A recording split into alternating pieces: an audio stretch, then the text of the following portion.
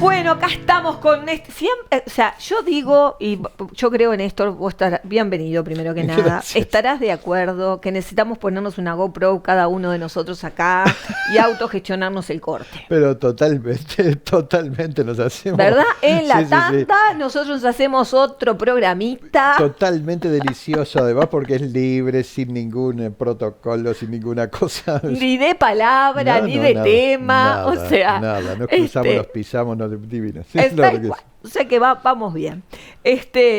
Hoy vamos a hablar de solsticio. De solsticio. Muy importante. Mañana es uno de los días más importantes para prácticamente todas las culturas del mundo.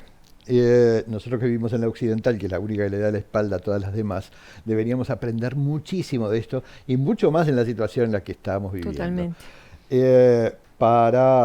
Para todas las culturas del sur, para media humanidad, es por lejos el día más importante del año. De hecho, por ejemplo, en todas las culturas andinas, mañana es el Año Nuevo. Claro. Es el comienzo del año, el solsticio de invierno. Ahora vamos a ver por qué. Y para todo el hemisferio norte es un día importantísimo también porque es el día del solsticio de verano. ¿Qué significa eso? Imagínate que para los pueblos europeos, y sobre todo los germanos, los nórdicos, los celtas del norte, regiones muy frías, es el día que marca, es la noche más larga, la noche más corta de todo el año. Es decir, es el día más largo. Eso significa que a partir de ahí el sol se va a empezar a debilitar. Y desde que las familias campesinas adquirieron ese conocimiento, identificaron este día como el día más largo, supieron que a partir de entonces comenzaría el periodo oscuro, decían Juli, decían los germanos y los celtas, es decir, el periodo oscuro, el periodo frío, el periodo de la hambruna, el periodo de la oscuridad, del aislamiento. Para el cual había que prepararse. Había que prepararse para eso. Lo primero que hacían los pueblos nórdicos fue adquirir la costumbre de encender fogatas, como para darle una fuerza a la luz del sol y que dominara un poquito más, para que no perdiera, digamos, totalmente su fuerza. Se adquirió también una costumbre que sigue vigente hasta hoy en día, pero hace milenios, de saltar por encima de aquellas hogueras, porque se decía que la altura a la que fuese capaz de saltar la gente sería la altura a la que llegarían los plantíos, las plantaciones, digamos. Yo me moría de hambre, te aviso. Claro, era un periodo sumamente... Sí, la verdad que si tenemos que saltar por arriba... No tenemos que saltar arriba del fuego. Vos te morís de hambre y yo me prendo fuego. No estaría siendo yo la persona indicada. Claro. Tuvieron que pasar milenios para que eso, para que llegara el cristianismo a imponerse y entonces empezaran a asociarse esas antiquísimas celebraciones con Juan, con el apóstol, digamos, y entonces fuese la noche de San Juan. Claro. Pero desde milenios antes, esa noche para la gente de los pueblos del norte implicaba la noche en que empezaba el periodo en que ibas a estar mucho más tiempo solo o sola, o reunido únicamente con tu familia, en un periodo de aislamiento por el frío y la oscuridad cada vez más prolongada. Y eso hacía que la gente supiera que en ese periodo iba a estar más enfrentado consigo mismo, con sus propias contradicciones, sus propias miserias, mucho más que en todo el resto del año. Entonces se adquiría un conjunto de costumbres justamente para salir al paso de eso que tenían y tienen todavía increíblemente vigencia en esa noche. La gente, por ejemplo, en muchos países europeos y en América también, por herencia, acostumbra no solo a hacer fogatas y a saltar sobre ellas, sino a escribir en un papel todos tus aspectos más jodidos, todas los egoísmos, las cosas feas, los errores, etcétera, y una vez que hayas hecho esa lista, arrojarla al fuego. Es un compromiso de ser mejor persona en este periodo que te va a poner a prueba, justamente. Sí, aparte las muertes, todo lo que sucedía, ¿no? Claro, todo. Porque en realidad había gente que la veías por última vez en ese momento. Y en ese mismo sentido, en Rivera, por ejemplo, aquí mismo en el territorio uruguayo, mucha gente sigue pensando que la noche de San Juan a las 12 de la noche tiene que agarrarte frente al espejo. solo o sola, y mirarte allí. Si a las 12 en punto lo que ves en el espejo es tu propia imagen, entonces podés suspirar aliviado porque lo más probable es que el próximo 24 estés de vuelta ahí. Pero si no ves nada o lo que ves es otra cosa, entonces empezá a preocuparte, porque tal vez sea tu último 24 de junio frente al espejo. Eso, a mi juicio, es justamente una invocación de la reflexión, digamos, ¿no? Claro. Si alguien no puede verse a sí mismo tal como es, al menos una vez al año, entonces quizás ya está muerto desde hace mucho tiempo, aunque ande caminando por el barrio. Sí. Curiosamente, esa misma idea es prácticamente universal. Se le adjudica a estas noches desde hace milenios también aquí en América. Aunque es justamente lo contrario. Exactamente al revés. En América del Sur, en buena parte de América del Sur, debajo del Ecuador, se trata de la noche del renacimiento del sol, del regreso, del retorno de la luz. Es la noche más larga de todo el año y por lo tanto a partir de ahora solo puede haber noches más cortas y luz cada vez más prolongada a lo largo del día, y eso va a devolver a la larga la calidez, la fertilidad de la tierra, etcétera. Entonces es el día más importante de todo el año. Para muchas culturas, como decía, es el año nuevo. Huetripantu le llaman los... Navidad, ¿no? Claro, exacto. Huetripantu le llaman los mapuches del sur de Chile. Es lindo porque ellos hacen unas fiestas tremendas y salen a ver el nacimiento. Por primera vez se ve en el horizonte lo que en Occidente llamamos la constelación de las Pléyades, Claro. que es un montón una agrupación de estrellas, como en una bola de estrellas, digamos, que los mapuches llaman ñangrapu, que es en realidad la bolsa de papas. Ellos lo que ven es nacer una bolsa de papas y ellos lo interpretan como la señal de la naturaleza de que las familias campesinas ya tienen que salir a preparar la tierra para la siembra. Bellísimo, la comunicación Sí, sí. con la naturaleza. Mirando el cielo. Claro, Hay que mirar el para cielo. todo el área incaica es la celebración de Inti Raymi, la fiesta más importante de todo el año. Y Huilcacuti para los aymaras. Yo tuve la increíble posibilidad de estar en el epicentro de una celebración de Huilcacuti, que significa justamente el retorno del sol. Esto fue en Tiwanaku, la antiquísima ciudad, y allí fue donde conocí mano a mano a Evo Morales, que es el que conducía las celebraciones.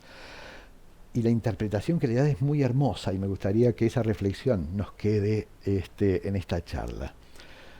Para la gente aymara, el sol durante un periodo largo del año, de meses, se va retirando, va dejando más tiempo a la oscuridad y por lo tanto al aislamiento, para que cada persona de la comunidad tenga tiempo de reflexionar sobre sus aspectos más jodidos, los que le hacen daño a la comunidad, los egoísmos, las partes más oscuras.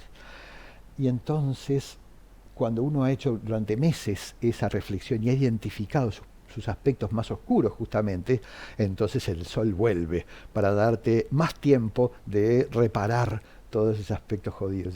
En todos los casos entonces la gente toma los ciclos de la naturaleza como una señal para ser mejores personas. Claro. Y para de alguna manera renovar los esfuerzos por hacer que la vida, sobre todo la vida colectiva, la vida comunitaria, sea más placentera.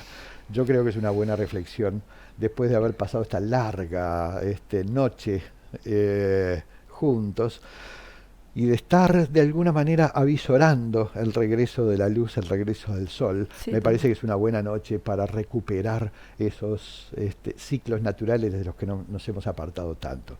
Si esta tremenda experiencia que hemos tenido que transitar no nos sirve para renovar de alguna manera nuestra disposición a luchar por el bienestar y el acercamiento a la naturaleza que nos sostiene, y revertir un poco este proceso terrible que está generando estas cosas que vivimos, entonces, ¿para qué sirvió el dolor?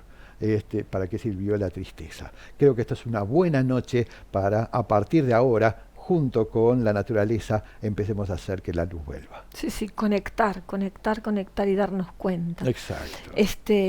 Vos sabés que a mí me encanta ver el recorrido del sol, ¿no? Me gusta mucho ver el recorrido del sol en cada mes o en cada estación donde se esconde, ¿no? Donde se guarda, digo yo.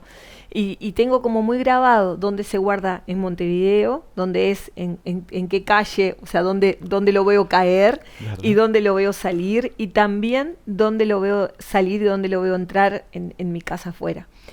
Y yo los invito a todos a eso, ¿no? A ver eso mismo. ¿A tu casa afuera? No, a mi casa afuera te invito también. Me encantaría poderlo llevar a todos. No sabes lo lindo que es. Pero es eso, como conectar de nuevo, ¿no? Así podemos ver la importancia que es conectar con la luz, que ya ni nos damos cuenta de lo importante. Creemos que la luz es esto que prendemos con la llave o la estufa que no. Exacto. Y estamos equivocados. Lo que era el sol, lo que es el sol, lo que es lo que es estar consciente, ¿no? Porque el sol representa el consciente, o sea, entonces conectar con eso es súper importante. No sé qué más necesitamos para darnos cuenta hasta qué punto es un milagro que volvamos a ver el sol salir y volvamos a verlo retornar y darnos el calor, digamos, que necesitamos cada día de nuestras vidas. Es que nos hemos alejado justamente de eso, ¿no? De verlo como el mismísimo milagro de la vida, claro, el retorno. Sí. Y quiero aprovechar los últimos segundos de charla contigo para reinvitar a la gente a las cátedras libres, que están teniendo una fuerza tremenda, ni siquiera nos imaginábamos hace un par de meses cuando reiniciamos esos ciclos.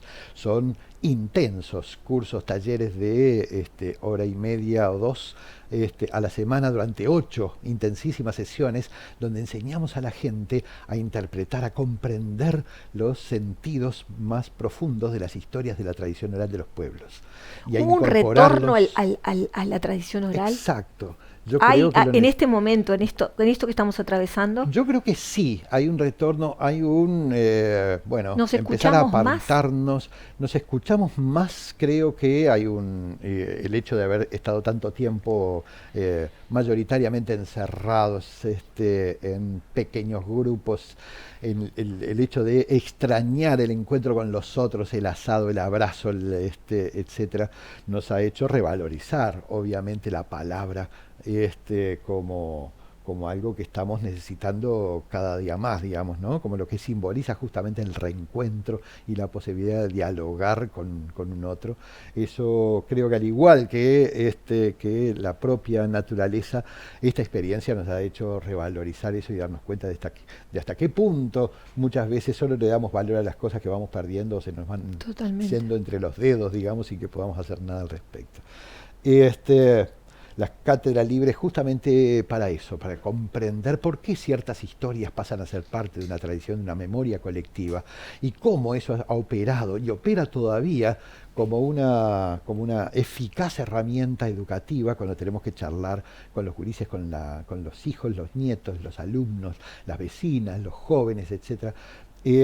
Porque representa de alguna manera el aprendizaje de muchas generaciones, digamos, pero tenemos que darnos cuenta y apropiarnos porque las historias no son meras anécdotas, son poderosas herramientas de memoria colectiva. Totalmente. Y estamos teniendo un pegue genial y estamos formando nuevos grupos, también con lo que llamamos Tuya y Mía. Me encanta eso. Eso está divino, no te imaginas lo que se disfruta, lo que disfruta la gente en esas instancias. Son un par de horas a la semana con suficiente antelación proponemos un tema y entonces durante la instancia correspondiente nos hacemos una breve introducción, contamos un par de historias en torno a ese tema y después Tuya y Mía, es decir, la gente cuenta una historia que haya traído o una reflexión, un sentido, etcétera, y yo contesto con otro y así armamos un diálogo a escala humana, formamos pequeños grupos justamente para que la interacción sea posible.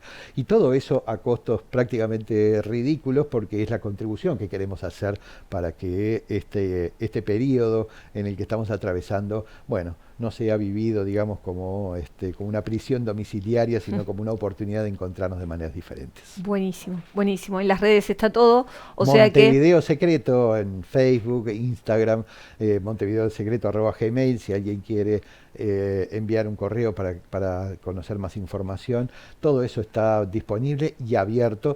Y la verdad es que es un disfrute poder hacerlo, digamos, es un alivio, digamos, para estos momentos duros Sí, que nos tocan. totalmente. Gracias, Néstor, como siempre, muchas Por gracias. vos. Bueno, nosotros nos vamos.